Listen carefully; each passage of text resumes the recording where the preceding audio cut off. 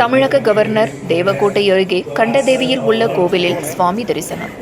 சிவகங்கை மாவட்டம் தேவக்கோட்டை அருகே உள்ள கண்டதேவியில் ஸ்ரீ ஸ்வர்ணமூர்த்தீஸ்வரர் பெரியநாயகி அம்மன் ஆலயத்தில் தமிழக கவர்னர் வருகை தந்தார். அவருக்கு இந்து சமய அறநிலையத்துறை சார்பாக பூரண கும்ப மரியாதையுடன் வரவேற்பு அளிக்கப்பட்டது. அதன் பிறகு கவர்னர் சுவாமி தரிசனம் செய்தார். அங்கு அவருக்கு கோவில் சார்பாக மாலை மரியாதை செய்யப்பட்டது. பிறகு கோவிலின் தேரை பார்வையிட்டார்.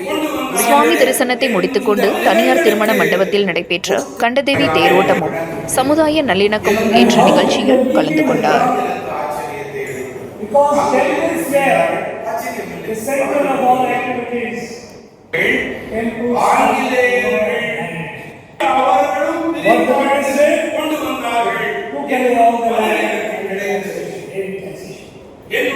What